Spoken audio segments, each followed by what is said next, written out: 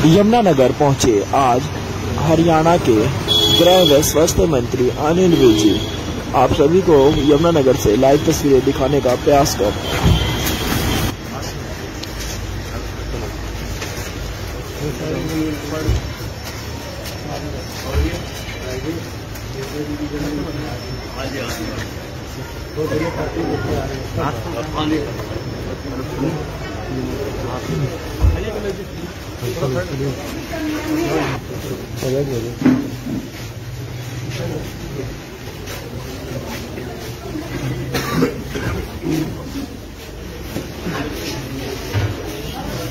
बनाया जा रहा है बीजेपी की तरफ से। कांग्रेस नेता जो आफताब अहमद है, उनका कहना है कि कोई इतिहास ऐसा कोई विषय नहीं है जिसे कोई भी सरकार बदल सकती है। किस बारे में कहा आपने? सर, आज पराक्रम दिवस मना रहे हैं। हाँ जी, तो बीजेपी बार बार ये कह रही है कि इतिहास छुपाने का काम किया जा रहा है। तो उनका कांग्रेस ने आज तक जो कांग्रेस से जुड़े हुए लोग नहीं थे, उनके अलावा जिसने भी स्वतंत्रता स्वीकार नहीं किया, और नेताजी सुभाष चंद्र बोस जिन्होंने उस अंग्रेज हुकूमत के खिलाफ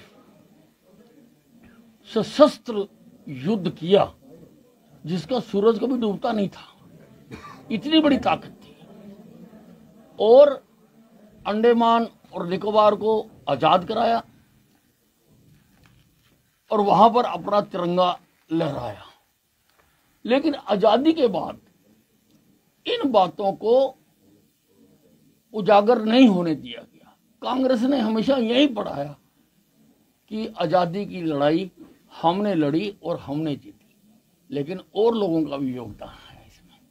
भारतीय जनता पार्टी, वो सब लोग जो अनसंग हीरोज हैं, जिनके बारे में कोई गीत नहीं गाया गया, उन्होंने अपने बलिदान दिए, उन सबको। राहुल गांधी ये कह रहे हैं कि मोदी सरकार जो है पूंजीपतियों के लिए काम कर रही है और 4 करोड़ लोगों को गरीबी में धकेल रही है।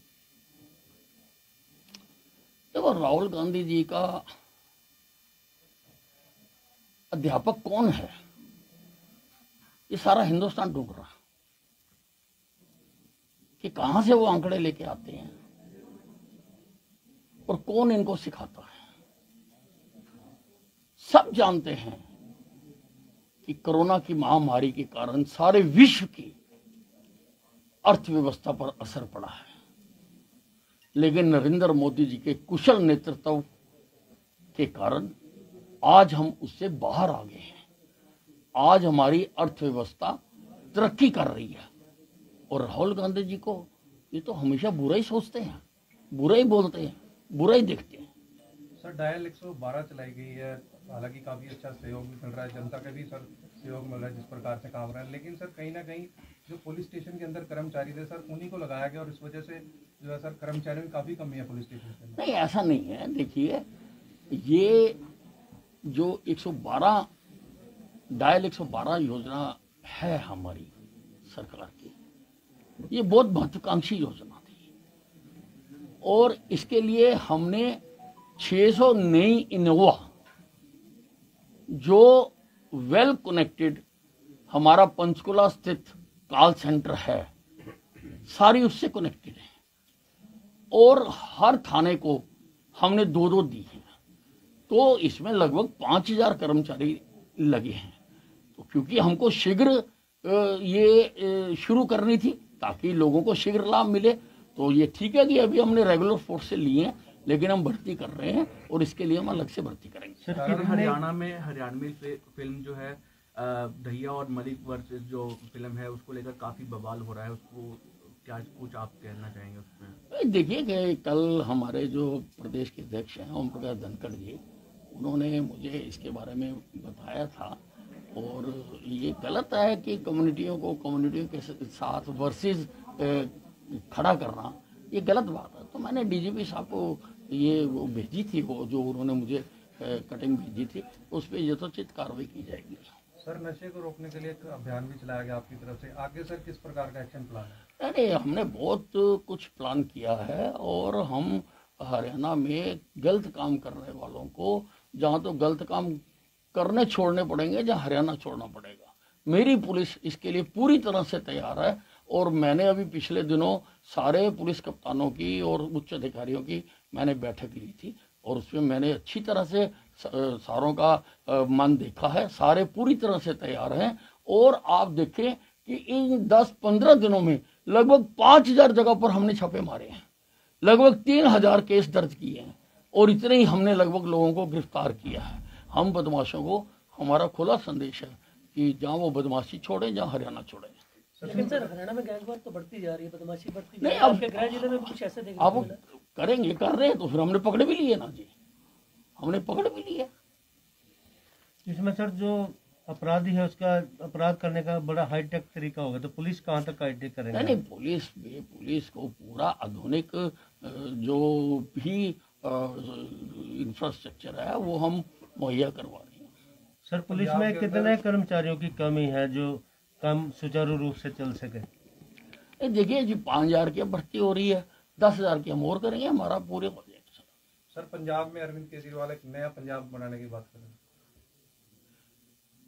देखो केजरीवाल जी वो हिंदुस्तान की राजनीति के एक अच्छे ड्रामेबाज हैं।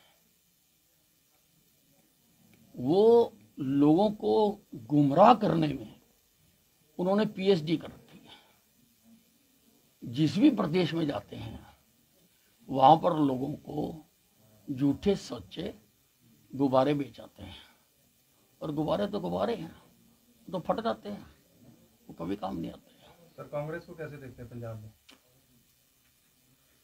कांग्रेस का तो कांग्रेसियों ने खुद ही गर्त में धकेल दिया, तो कांग्रेस का हाल क्या होगा? इसमें सर जो नवजीत सिद्धू है उसका एडवाइजर है मुस्तफा, भी उन्होंने बयान दिया कि जो पंजाब में हिंदुओं को इकट्ठा करने का या रैली करने का परमिशन देगा तो यहाँ पंजाब में परिणाम भुगतने पड़ेंगे, ऐसा हम पोजीशन कर देंगे पंजाब के। देखिए ये जितने भी इस प्रकार के लोग हैं जो देश में वैमनस्य फैलाना चाहते हैं या जातिवादी या धर्मवादी राजनीति करना चाहते हैं, सरकार उनके प्रति बहुत गंभीर है और सबके खिलाफ कार्रवाई की जाएगी। सर स्वास्थ्य सेवाओं में लगातार जो है प्रयास किया जाने सुधार के, किस प्रकार का सर अब देख रहे हैं पूरा हरियाणा स्वास्थ्य सेवाओं को? देखिए स्वास्थ्य सेवाओं में हमने आज हम एमआरआई लगा रहे हैं, सीटी स्कैन लगा रहे हैं अस्पतालों में, अल्ट्रासाउंड लगा रहे हैं। आज हर जिले में हमने डायलिसिस सेंटर लगाया है। आज कैथ लैब 4 जिलों में, जिन अस्पतालों में पट्टी नहीं होती थी आज उन अस्पतालों में स्टंट डाला जा रहा है और वो भी 54,000 रुपये में, और इनको हम और बढ़ा रहे हैं। मैंने हर जिले में इसी प्रकार की व्यवस्थाएं, आज हमारे आईसीयू हर जिले में स्थापित हुए हैं, आज हमारे पास वेंटिलेटर्स हैं, तो हम हर तरह से सुधार रहे हैं और नए भवन भी बना रहे हैं। लगभग 129 मेरे कार्यकाल में नए संस्थान बने हैं, जब बन रहे हैं, और अब मैं सारे हरियाणा की मैपिंग करवा रहा हूं कि कहां पर कितने बेड के अस्पताल की जरूरत है।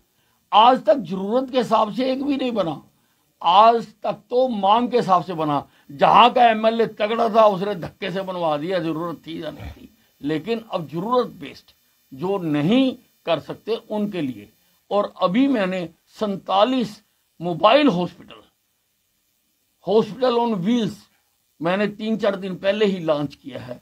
जो हमारे अस्पतालों से दूर हैं, जो लोग अस्पतालों तक नहीं आ सकते, वहां हम जाएंगे, हमारी वैन जाएगी, उसमें डॉक्टर है, लैब है, सारी उसमें फार्मेसी है, सारा उसमें पूरा एक चलता फिरता अस्पताल है। जा रहे एडवर्टाइजमेंट निकली हुई है और भी जो जरूरत होगी हम भर्ती कर लेंगे। सर पंजाब में जिस प्रकार चन्नी ये कह रहे हैं कि ईडी की कार्रवाई है, केंद्र जो बदले की भावना से कर रहा है, मेरे को मुख्यमंत्री दलित उनको हजम नहीं हो रहा, तो इस पे आपका क्या कहना है? कौन सी कार्रवाई? ये जो ईडी की चन्नी के खिलाफ, चन्नी के भाई के खिलाफ। देखो अगर वो ठीक हैं तो उनको एतराज़ नहीं करना चाहिए, उनको स्वागत करना चाहिए और सरकार का सहयोग करना चाहिए।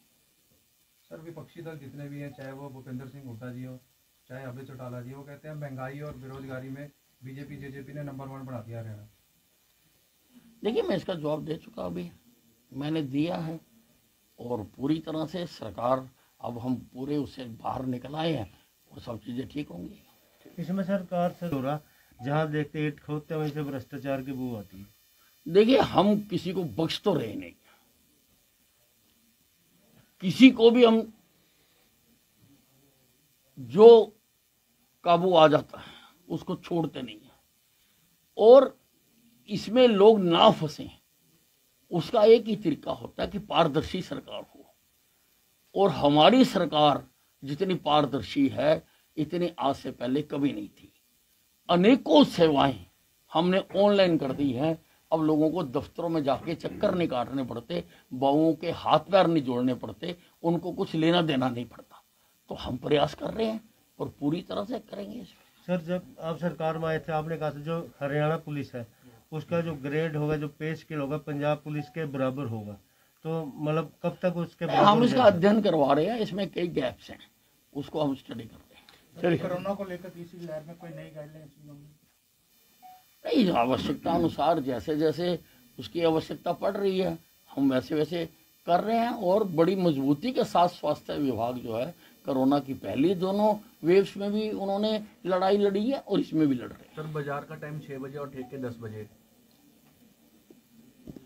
हाँ, मैं पता करूंगा, मैंने सुना है।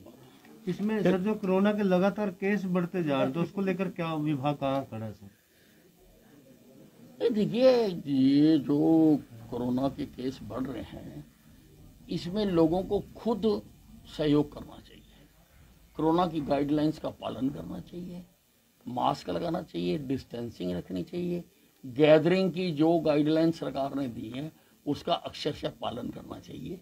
ये फिर बढ़ेंगे नहीं, फिर ये धीरे धीरे रुकने शुरू हो जाएंगे। चलिए, ठीक, धन्यवाद।